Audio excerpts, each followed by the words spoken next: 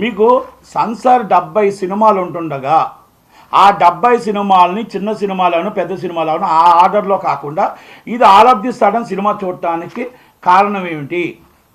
మీకు సెంట్రల్ నుంచి ఫోన్ వచ్చిందా, స్టేట్ నుంచి ఫోన్ వచ్చిందా, లేకపోతే ఇంకేమైనా ఇన్ఫ్లుయెన్స్ వచ్చిందా, ఏమొచ్చింది? నేను సెన్సార్ ఆఫీసర్ గారిని చాలా సూటుగా అడుగుతున్నా, అసలు సెన్సార్ చూసి ఇచ్చారా, చూడకుండా కూడా ఇస్తున్నారా సర్టిఫికెట్? సెన్సార్ అనేది ఇండివిజువల్ బాడీకి కాకపోతే సుప్రీంకోర్టు గైడ్లైన్స్ ఉన్న ఆ గైడ్లైన్స్ ప్రకారం మనం చేయాల్సిన బాధ్యత ఉంది. అవన్నీ కూడా మీరు ఈరోజు పట్టించుకోకుండా చిన్న సినిమాలను ఇబ్బంది పెట్టి ఈరోజు మొత్తం అందరినీ కూడా తొంగలో తొక్కి ఈ సినిమా చేయడానికి కారణాలు 2 ఉంటాయి. ఏపీ గవర్నమెంట్ మీకు డైరెక్ట్గా ఫోన్ చేసి ఇన్ఫ్లుయెన్స్ ఉపయోగించవచ్చు, వాళ్ళ మాట విని మీరు సెన్సార్ చేయొచ్చు, లేదా సెంట్రల్ గవర్నమెంట్లో మీకు అనురాగ్ సింగ్ ఠాగూర్గా డైరెక్ట్గా ఫోన్ చేసి మీ సినిమా చూడమని చెప్పి డైరెక్ట్గా మీ సర్టిఫికేట్ ఇచ్చేయండి అని చెప్పండొచ్చు. మీ గైడ్లైన్స్ అన్ని పక్కన పెట్టి సర్టిఫికేట్ ఇష్యూ చేయడం అనేది ఇది కరెక్టా? దీని మీద మీరు ఏదైతే సెన్సార్ గైడ్లైన్స్ని తప్పారో దాని మీద మేము న్యాయ పోరాటం చేస్తాం. తప్పకుండా మా మనోభావాలు దెబ్బతినే విధంగా, మా ఎలక్షన్స్లో మమ్మల్ని కించపరిచే విధంగా, మా నాయకుడిని కించపరిచే విధంగా, ఆ హీరోని కించపరిచే విధంగా, ప్రతిపక్షాన్ని కించపరిచే విధంగా ఉన్న ప్రతి సన్నివేశాన్ని వైసీపీకి అనుకూలంగా మీరు సెన్సార్ చేశారని ఒప్పుకోక తప్పదు. వైసీపీకి అనుకూలంగా వ్యవహరించారు. దీంట్లో ఒక వ్యక్తి పేర్లు అవసరం లేదు, ఒక సినిమా వ్యక్తి 2 నెలల నుంచి తిరుగుతున్నాడు మీకు సెన్సార్కి పెట్టి. అప్లికేషన్ అందరూ సెన్సార్కి అప్లికేషన్ ఒకటే డబ్బులు కట్టాలి, ఒకటేలాగా సెన్సార్ నిర్మాతే. చిన్న సినిమా పెద్ద సినిమా ఉండదు ఇక్కడ. సెన్సార్ సినిమా చూడాలి, సర్టిఫికేట్. 2 నెలల నుంచి మీ కాలు చుట్టూ తిరుగుతుంటే సన్నివేశానికి వైసీపీకి అనుకూలంగా తిరిగి నిన్న ఒక సినిమా సెన్సార్ చేశారు. అంటే ఏంటిది? మీరు వచ్చిన వాళ్ళు అందరూ తిరుగుతుంటే అసలు లోనకి ఎంట్రన్స్ అవ్వనివ్వట్లే. మీకు ఇష్టమైతే సెన్సార్కి ఎవరైనా ఫోన్ చేస్తే వాళ్ళు ఇన్ఫ్లుయెన్స్ ఉపయోగించుకొని మీరు సెన్సార్ చేస్తున్నారు. అంటే ఆర్డర్లో లేదు. సెన్సార్ అప్లికేషన్ ఎప్పుడు వచ్చినా ఈరోజు వచ్చిన అప్లికేషన్ని ఈరోజే సినిమా చూసే రైట్ మీకు ఎవరిచ్చారు? బిఫోర్ అప్లికేషన్స్ ఏమవుతున్నాయి అంటే ఇక్కడ ఆల్రెడీ మీకు కర్ణాటకలో సీఈఓ మీద ఆరోపణలు వచ్చాయి, బొంబాయి సీఈఓ మీద ఆరోపణలు వచ్చాయి, ఆల్రెడీ అరెస్ట్ అవ్వడం జరిగింది, ఏసీబీ దాడులు జరగడం జరిగింది. ఇక్కడ ఏ ఇన్ఫ్లుయెన్స్తో మీరు చేస్తున్నారు? ఇమ్మీడియట్లీ ఆపరేషన్ సస్పెండ్ చేయాలి, ఎంక్వైరీ కంటెస్ట్ చేయాలి. ఏ రైట్లో సినిమాలు చేశారు, ఏ రైట్లో పాత సినిమా మొత్తం టోటల్గా బిఫోర్ అప్లికేషన్స్ ఆపేసి యాత్ర 2 సినిమా సెన్సార్ చేయడానికి కారణాలు ఏంటి?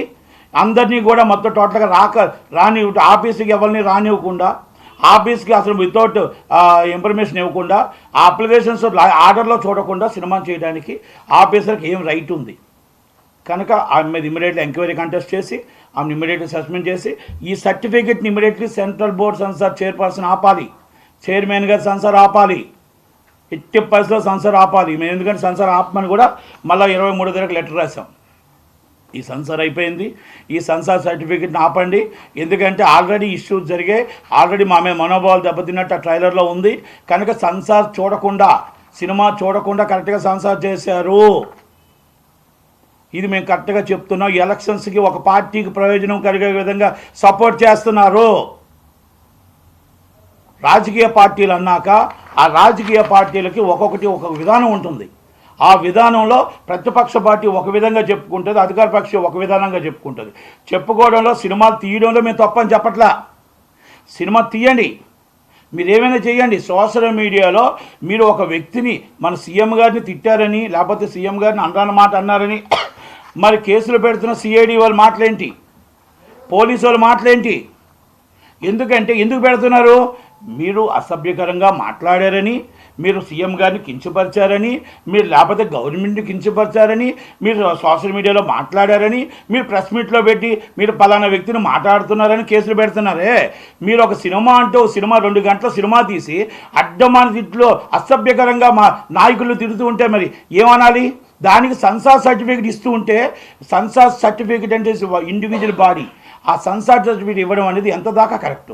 అంటే తిట్టమని మీరు ప్రోత్సహిస్తున్నారా?